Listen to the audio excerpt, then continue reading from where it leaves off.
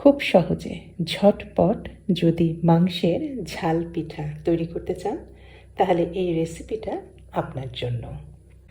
বিক্রমপুর বা টাঙ্গাইলের যে বিখ্যাত একটা মাংসের ঝাল পিঠা কড়াই তৈরি করা হয়, এই পিঠাটা তারই একটা মিনি ভার্সন বলতে পারেন, খুব সহজ ভার্সন।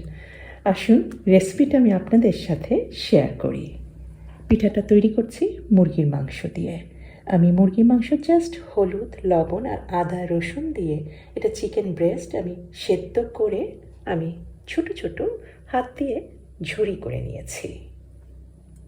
আসল পিঠায় কিন্তু মাংস একেবারে রান্না করা হয়, তবে অত সময় না থাকলে এই রেসিপিটা ফলো করবে। বাটিতে এখন সমস্ত কিছু মাখামাখি করব। প্রথমে খুব কুচি করে আমি ধনে পাতা নিয়ে নিয়েছি, তার মধ্যে দিয়েছি রসুন কুচি। যত ইচ্ছা তত পরিমাণে দেবেন, এতে পিঠার স্বাদটা অনেক বেড়ে যাবে। পেঁয়াজ কুচি তো অবশ্যই দিতে হবে, যদি ইচ্ছা হয় একটু আদা কুচিও বা গ্রেট করে দিতে পারেন। কাঁচা আর লাল রঙের কাঁচামরিচ নিয়েছি। ঝাল ঝাল যত হয় পিঠাটা খেতে কিন্তু তত মজা হয়। লবণ আর সর্ষের তেল দিয়ে সমস্ত কিছু একটা ভর্তা বানাচ্ছি, ধনে পাতার ভর্তা। মশলার মধ্যে আমি আলাদাভাবে একটু হলুদ দিয়েছি আর দিয়েছি জিরা গুঁড়া। ধনে গুঁড়া দিইনি, ইচ্ছা হলে আপনারা সেটাও দিতে পারেন। আর এর মধ্যে এখন যত ইচ্ছা তত পরিমাণে আপনি মাংস দেন। আমি মাংসটাও কিন্তু দিয়ে খুব ভালোভাবে কচলিয়ে নিচ্ছি। মাংসের মধ্যেই ধনে পাতা, লবণ, রসুন, সমস্ত পেঁয়াজের নির্যাস যেন একদম ঢুকে যায়। আর পিঠাটা এখন মাখছি। শুকনো উপকরণটা দিয়েছি, এটা চালের গুঁড়ি, আর দিয়েছি বেসন, আবার দিয়েছি ময়দা।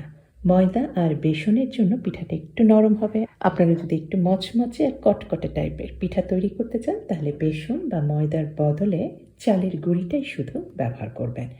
আর ভেজা চালের গুঁড়িও কিন্তু ব্যবহার করা যাবে, যেটা আপনাদের হাতের কাছে আছে। আর সব শেষে আমি একটা ডিম ভেঙে দিয়েছি। ডিম ভেঙে দিয়ে আমি জাস্ট হালকা, খুবই কুসুম কুসুম গরম পানি দিয়েছি।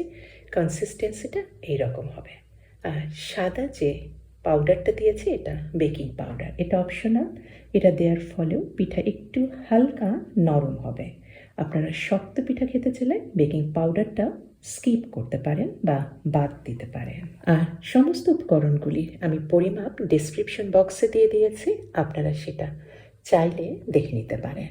আর এখন মাখিয়ে নেওয়া এই মিশ্রণটা আমি সঙ্গে সঙ্গেই কিন্তু পিঠা ভাজতে শুরু করব না, আমি কিছুক্ষণ অপেক্ষা করব, অন্তত পক্ষে 15 মিনিটের জন্য। এই 15 মিনিটের মধ্যে যে শুকনো উপকরণগুলি দিয়েছি এগুলি কিন্তু একটু ভেজা, এই যে ডিম, পানি, এগুলির সাথে ভালোভাবে মিশবে, ফলে কিন্তু পিঠার স্বাদটা আরও বাড়বে। 15 মিনিট পরে এখন পিঠাটা ভাজবো। আমি এই সমস্ত মিশ্রণ দিয়ে একটাই পিঠা করব। আমি একটা ননস্টিক প্যানে ভালোভাবে গরম করে সামান্য কিছুটা তেল দিয়েছি, আর সম্পূর্ণ ননস্টিক প্যানের বেসটা মিশ্রণটা দিয়ে ভালোভাবে ঢেকে দিচ্ছি।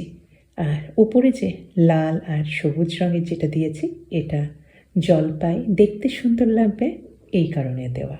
আর কিছুটা দিয়েছি কাঁচামরিচ, বিচিটা ফেলে, লাল রঙের বলে দেখতে খুব সুন্দর লাগবে। আপনারা ইচ্ছা হলে ধনে পাতা কুচিয়ে উপরে ছিটিয়ে দিতে পারেন।